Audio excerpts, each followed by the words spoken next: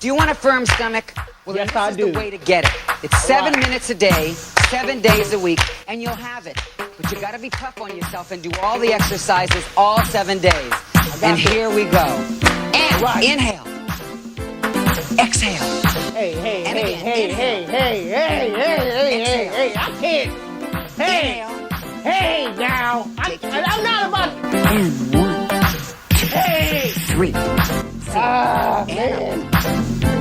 How you do these standing up though? Like, how can I do this standing up? Like, let me stand, bro. Turn 1, 2, All that between and the up. leg stuff again. And Come down. on now. Listen, y'all cannot tell me that my client do not look like Richard Simmons, all right? Listen, let me take this off. In this video, I basically gave him a newer style. You know what I'm saying? Like a whole rounder look. Taper in the back and on the sides. Nice crispy line. Listen, stay tuned. 360 TV. 360 TV.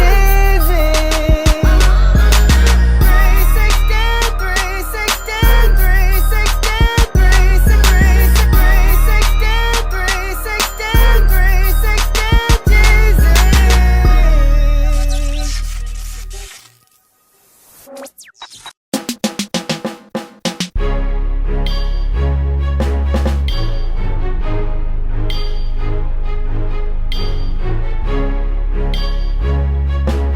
So before I start cutting, what I'm gonna do is I'm gonna pick the hair out, making sure it's stretched out to its maximum potential, all right? You don't wanna go in and just start cutting hair.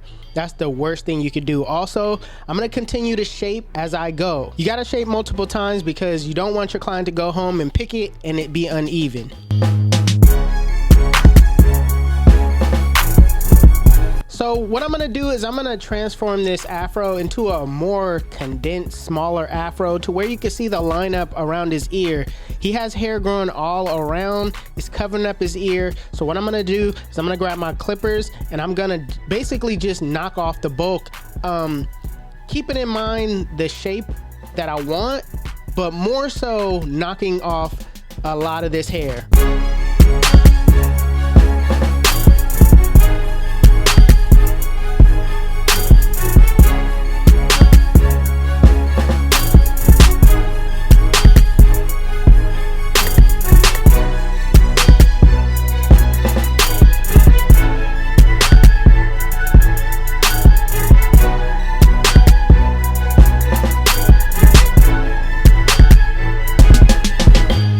So I'm also going to be using my shears to shape as well, just to get it kind of symmetrical, knock off a little bit more, but just to keep it all symmetrical is the main goal. All right, this is, like I said, this is not my last final shaping. I'm just kind of trying to get it to look like something before I actually shape it completely.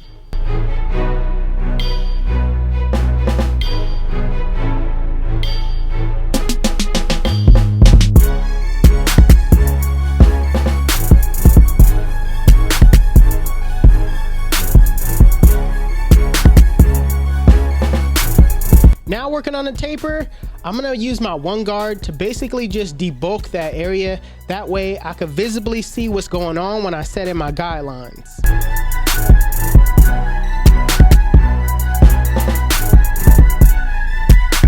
So next I'm gonna freehand the top, still knocking off some of that bulk, getting it ready so I could, you know, have that final shape.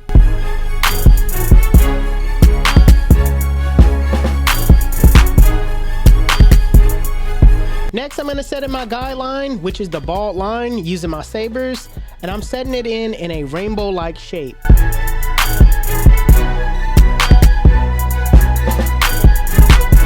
Now going back with my clippers, with the lever fully open, I'm going up about a ½ inch, maintaining that rainbow-like shape, going over that guideline multiple times to ensure that it's at that length.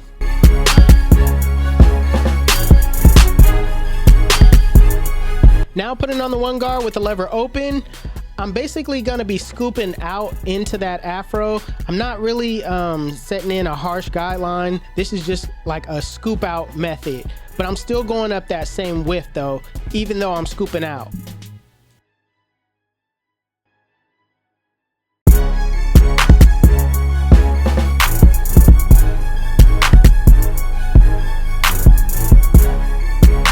So I'm not gonna worry about the bulk that's on top. I'm gonna save that till after I'm done blending out the bottom.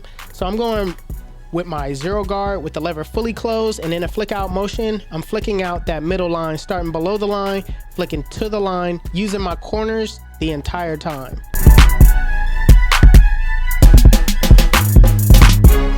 So sometimes the 0 guard closed doesn't take out everything, so I like to come back with the lever open, clean up those areas. Now with the lever fully closed and a flick out motion, I'm flicking below the line, flicking to the line, using my corners, and just making sure that I, am tedious about how I take out that bottom line.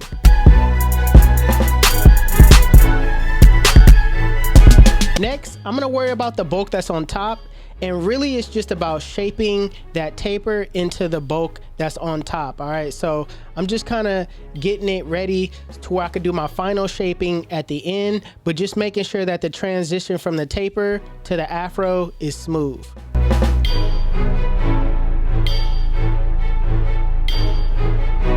So when it comes to the back, I use the same exact steps. All right, to get faster with cutting hair, you want to make sure you memorize these steps. All right, you should know them like the back of your hand. You shouldn't have to think about what to grab next, or what you're doing next. This should be an automatic. So if you're in school right now, really start paying attention to memorizing these steps, because it's going to save you in the long run when you get out here in your barber career and you really start cutting hair. It'll improve your speed. So work on that now before you get out. That way you could turn a 45-minute haircut into a 30-minute haircut. So here's where I'm really gonna lock in and give my client the final shape, making sure everything runs smoothly, like the taper area runs smoothly into the afro, and the afro is very symmetrical. All right, I can't stress that enough. You want to make sure that everything looks proportioned.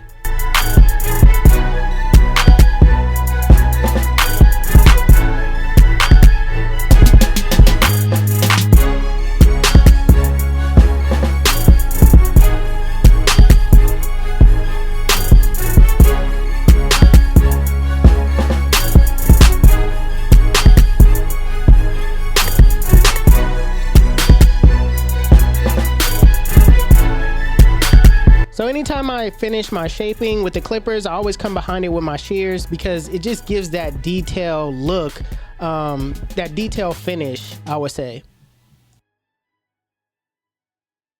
So when it comes to the front line, I always like to make the front line visible. So what I do is I'll take a 1 guard, either with the lever closed or open. It really all depends on the texture of your client's hair.